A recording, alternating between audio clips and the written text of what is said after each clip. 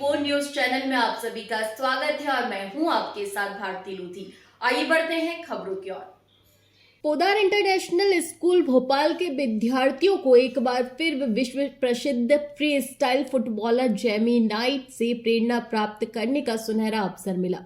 विश्व के शीर्ष 10 फ्री स्टाइल फुटबॉल खिलाड़ियों में शामिल और अनेक गिनीज वर्ल्ड रिकॉर्ड के धारक जेमी नाइट की उपस्थिति से विद्यालय परिसर में उत्साह और ऊर्जा का वातावरण देखने को मिला। भारत की 7वीं यात्रा पर आए जेमी नाइट के पोदार एजुकेशन नेटवर्क के स्पोर्ट एक्सीलेंस पहल के अंतर्गत पोदार इंटरनेशनल स्कूल भोपाल में एक विशेष प्रेरणादायी कार्यशाला का आयोजन किया।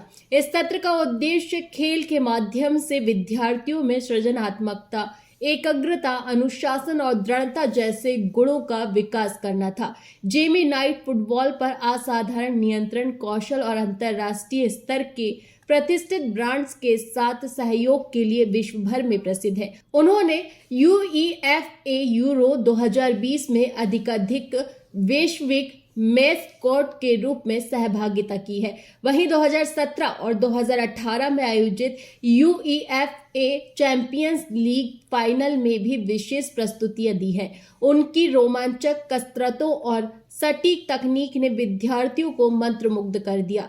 इस अवसर पर जेमी नाइट ने कहा, भारत में पुनः आना और विद्यार्थियों के आत्मविश्वास, कौशल और सृजनात्मकता में हुए सकारात्मक बदलाव को देखने सदैव और आनंददायक होता है। पोदार इंटरनेशनल स्कूल के विद्यार्थियों का उत्साह, ऊर्जा और प्रतिभा मुझे निरंतर प्रेरित करती है। इस अवसर पर पोदार एजुकेशन नेटवर्क के निदेशक हर्ष पोदार ने कहा, जेमी नाइट का हमारे संस्थान में बार बार आगमन हमारे लिए गौरव की बात है। उनकी प्रत्येक यात्रा हमारे विद्यार्थियों पर गहरा और स्थायी प्रभाव छोड़ती है। उनकी कार्यशालाएं केवल फुटबॉल कौशल तक सीमित नहीं होती, बल्कि अनुशासन, एकाग्रता और धैर्य जैसे जीवन मूल्यों का भी विकास करती है। पोदार में हमारा विश्वास है कि ऐसे अनुभव विद्यार्थियों को बड़े सपने देखने और पाठ्य पुस्तकों से परे जाकर सीखने की प्रेरणा प्रदान करते हैं। जेमी नाइट के अनुसार फ्री स्टाइल फुटबॉल न केवल शारीरिक क्षमता को बढ़ाता है, बल्कि मानसिक शक्ति, आत्मविश्वास और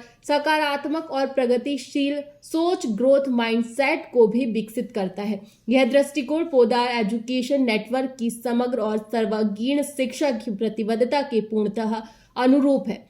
98 वर्षों की गौरवशाली विरासत के साथ पोदार एजुकेशन नेटवर्क भारत भर में अपने विद्यार्थियों को विश्व स्तरीय अवसर प्रदान करता आ रहा है।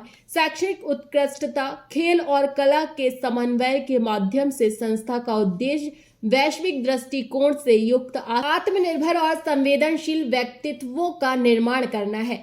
पोदार एजुकेशन नेटवर्क के बारे में सन 1927 में सेठ आनंदीलाल पोदार द्वारा स्थापित इस शैक्षणिक नेटवर्क को आनंदीलाल पोदार ट्रस्ट के प्रथम अध्यक्ष के रूप में महात्मा गांधी का मार्गदर्शन प्राप्त हुआ। ईमानदारी, सेवा और उत्कृष्टता जैसे मूल्यों पर आधारित पोदार एजुकेशन नेटवर्क 150 से अधिक विद्यालयों और 2,50,000 से अधिक विद्यार्थियों के साथ भारत के शिक्षा क्षेत्र में सबसे विश्वसनीय और प्रतिष्ठित नामों में से एक है। How do you feel being into this location of Old Bhopal?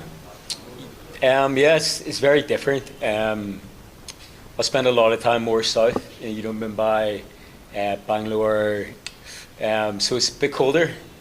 Feels like the UK up here, which isn't good. But no, it's a good experience to be up here, up north.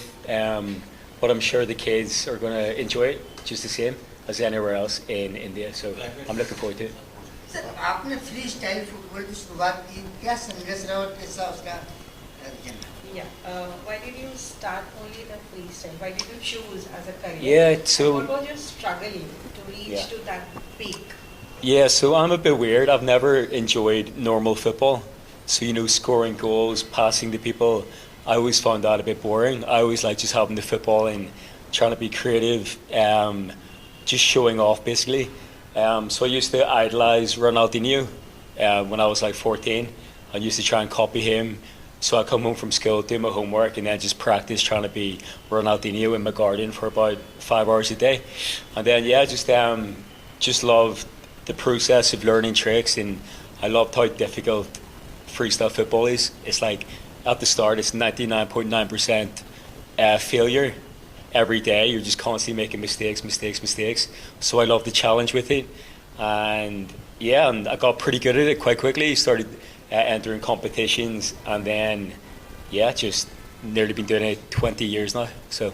Sir दुनिया के बड़े मंचों पे आपने performance दिया है, सबसे यादगार पल कौन सा रहा आपके लिए? What was your most memorable moment on the stage? Yeah, I've got a few. So I came top 10 in the world in 2016. So that's probably like the hardest achievement, most difficult, because you're up against the very best in the world. So that was probably the most difficult achievement. And then I performed on the pitch at the 2017 Champions League final, which is pretty cool, in front of 80,000 people. Performed on the Great Wall of China as well, which is pretty surreal.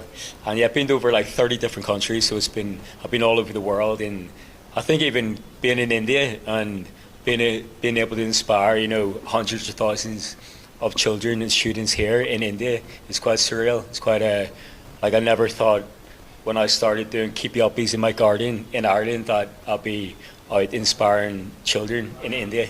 So yeah, this is probably the most surreal sort of thing I've done.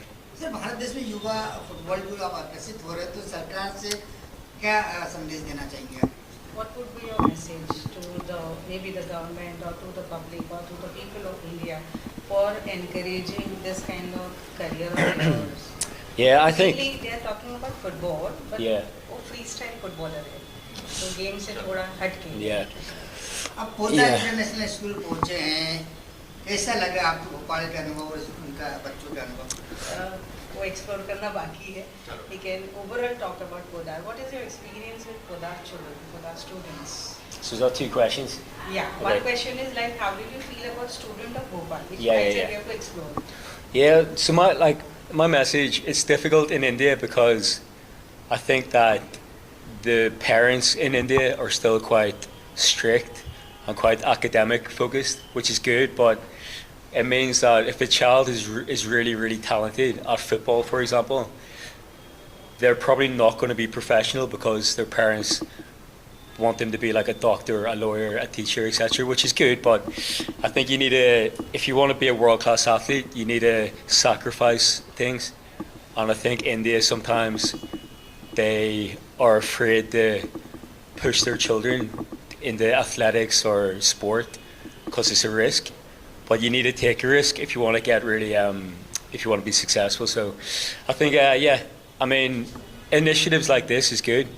You know, get athletes into schools to help inspire children, but I think it needs to be the parents as well that need to take a risk with their child. And because if India want to qualify for a World Cup, for example, you know, the children need to be given the opportunity to fully focus on football and get that high level. You can't go to university and play for the national Indian team and qualify for a World Cup. You know, in England, kids at the age of 13 are fully focused on football, just football.